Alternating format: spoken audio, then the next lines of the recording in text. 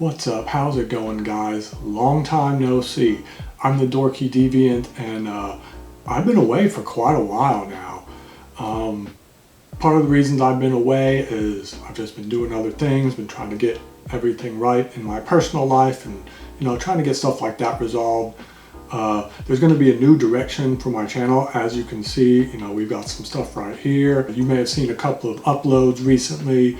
I've been doing a bit of anime and nerdy fashion content on TikTok and Instagram, and I'm going to be adding some of that stuff to this channel as well here on YouTube.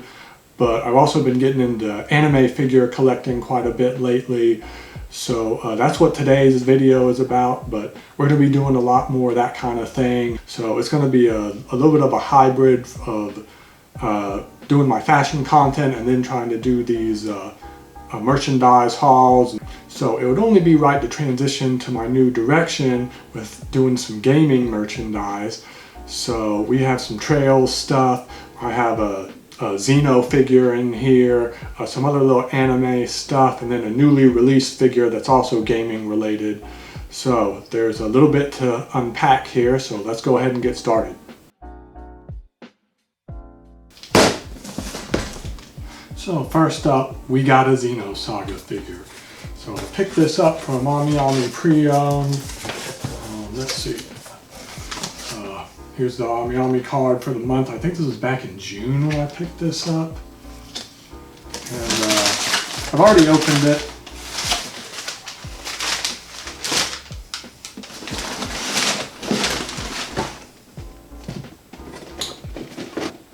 So here she is. There's pretty big glare on this. So let's go ahead and get into this girl. Alright, so here we have some old school altar goodness.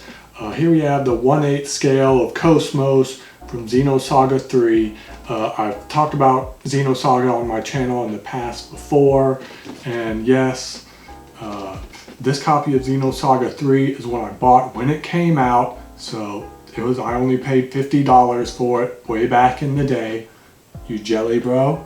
So now I finally get to have a figure to commemorate my love of Xenosaga. So hopefully this is the first of many to come, but let's go ahead and get into the figure. Oh my god. Wow. Okay, so this girl right here is really nice. Wow. Here we have Cosmos Xenosaga 3 design, and that also happens to be the best game in the series. I love the pose on this figure and the design that they went with. Having Cosmos' huge blaster cannon on her offhand while she's taking her ready for combat stance makes this figure look very epic, and it's capturing Cosmos' stiff and kind of robotic facial expression as well. The paint job and details are great, especially around the gun and her armor. And I think for this figure's time, her hair is pretty darn good too. And the translucent light blue shade they went with makes her stand out. The base is just short hexagonal platforms that Cosmos is stepping on and match the aesthetic of the game, so it's fine. It has plastic foot pegs though, but I'm not even sure if metal foot pegs were even a thing back then. And to reiterate, one of the crazy things about this figure is just how good it is for its time. Alter was coming through with bangers even back in the 2000s when this figure came out. So next I want to talk about the price of this figure. She was very reasonably priced on AmiAmi pre-owned. I think I paid about $75 shipped for her. And this is probably the best scale Cosmos you can get for the money. So she's a value figure. She's an altar figure, so it's a win-win, no-brainer. Alright, so the only thing that really is probably negative about this figure is probably its box. This figure came out in 2008, so the box is kind of like, it's a little bit yellowed. It stays true to the Xenosaga aesthetic. It's got like the Zohar on here as well, and the outline right here. And other than the yellowing of the box, I think the box is actually really cool. So all in all, I really love this figure. I think I like this one more than the Xenoblade Chronicles 2 Cosmos that came out recently. This one, it has her Xenosaga 3 design. It pulls my nostalgia strings a little bit more. Alter did an excellent job. They nailed it. And while we're on the topic of Xeno, I'm on the hunt for the Xenoblade Chronicles 2 Pyra as well. Hopefully I'll be able to get my hands on her. She's been very difficult to get. She's got a couple more release dates coming up, so hopefully I'll be able to get her, and stay tuned for that. So this is my first anime figure haul, and it wouldn't be right to not include some Trails stuff. My channel is actually found on the Trails series. I love Trails quite a lot, and it's been a while since I've gotten to talk about it. So let's get into what I got here. Alright, let's first start with this. It's the Japanese PSP collector's set of Ao no Kiseki, or Trails to Azure. It's actually kind of an interesting story how I came to get this. It all started at Anime Weekend Atlanta 2021, where I found all 5 of the original Trails games, the Trails in the Sky trilogy and the Crossbell duology, which I have right here. And I picked them up, and fast forward 6 months later, and I was shopping around on Mercari Japan, and I was looking for this set because I saw the Nindroids in it, and I really wanted the Tio Nindroid that's in this set. But I already had the Ao no Kiseki PSP game, and I just stumbled upon a random listing that was the box and everything that was in it, just without the game. So it was only about like 20 bucks. It was literally like $35 shipped for all of this without the game. So I got it in and put the game in there and just completed the box set because I already had everything. Now, the other really interesting thing about when I bought this was, as it turned out, I ended up buying 2 collector's sets of the Ao no Kiseki and Trails to Azure game in the same week, like totally by coincidence. It just so happened that the week that Nisa put up the pre-order for the English versions of Trails to Azure on their website was actually this like days after I had already bought this. And I was just like, what? I just got the PSP set the other day, and they just happened to open the pre-orders for this today. So I don't know, weird stuff like that happens to me sometimes. So this collector's set comes with the game, of course. It also comes with a drama CD. It comes with the main attraction of all this, and why I actually got this set in the first place are the Nindroids of Tio and Ellie. And then it comes with this little pamphlet that I thought was really funny, and a picture of Kondo, the president of Falcom, which I just think is hilarious because, I don't know, he's kind of a meme. He's an amazing guy, of course, but I just thought it was funny that they put his face on the pamphlet here. Okay, so let's go ahead and take a look at the Nindroid Petites that we got here.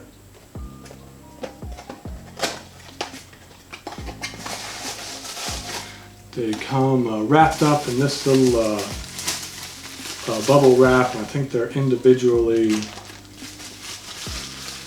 put in here, and I gotta open them up and put them together. So we'll be right back. Okay, I'm back, finally. Oh my god. These things right here took so long to put together. I've never put together Nindroids before, but now I know what people are talking about how they say they're really difficult to put together. Oh my god, that took me like almost, what, like 40 minutes just to put these things together. They kept falling apart. The cape on the TO one, when trying to get the little ball bearing thing in the back of her and everything, was just, oh my god, took forever. But I did finally get them done, and now that they're together, I think they look pretty good. They're both really cute. They're really small. I'm thinking maybe a regular Nindroid may not be this difficult, but these are Nindroid Petites, so maybe it's just even more smaller parts trying to get everything in its place and all that stuff. But I still like these. They were a pain to get together, but I still think they're really cool, and they're definitely going on the shelf. Okay, so next is the Kotobukio 1/8 scale of Altina in her Trails into Reverie or Hajimari no Kiseki outfit. So let's go ahead and get her out.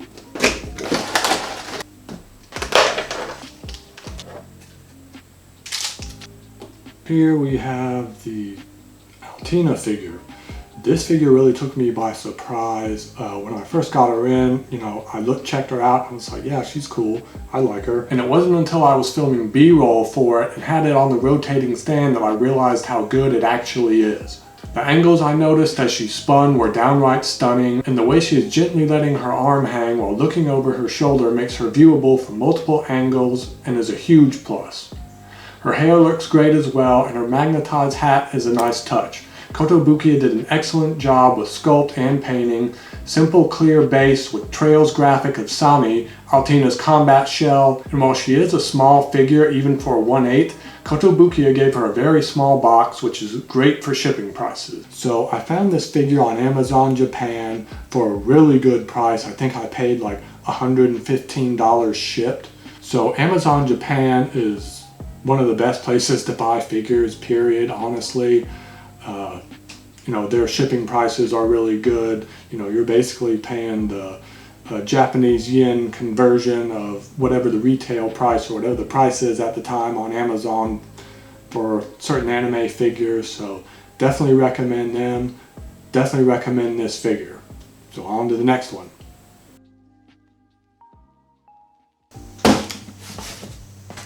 Now on to some of the more recent pickups. Okay, so in this box right here, we have a little bit of merch and a newly released figure. So let's go ahead and get into it. All right, first we have the AmiAmi card. I think this was from last month's, from August. It might be from July's, but it's really cool. I'm really liking the art prints that they include with these. Now, the first things. Now here we have a clear file. I picked up my very first clear file, and this is a Jujutsu Kaisen one. It actually has 3 folders in it. I've never really had a clear file before. I just really like the colors and the chibi characters on this one, so I went ahead and picked this one up.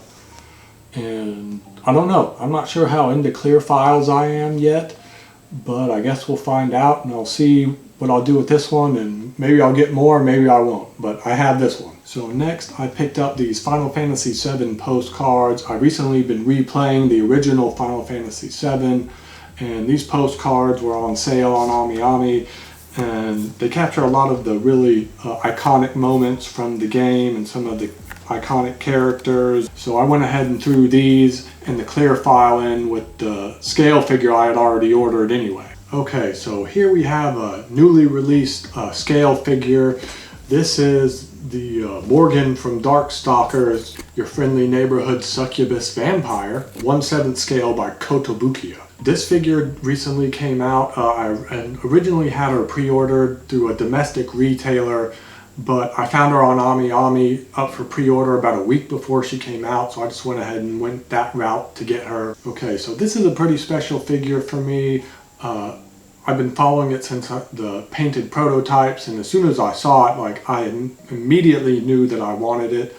And this is a figure that kind of got me into figure collecting in the first place. And then I started making a bunch of friends in the anime figure community and learning how to buy and find figures and how to get the best prices on a bunch of different stuff, not just figures, but a lot of merch in general.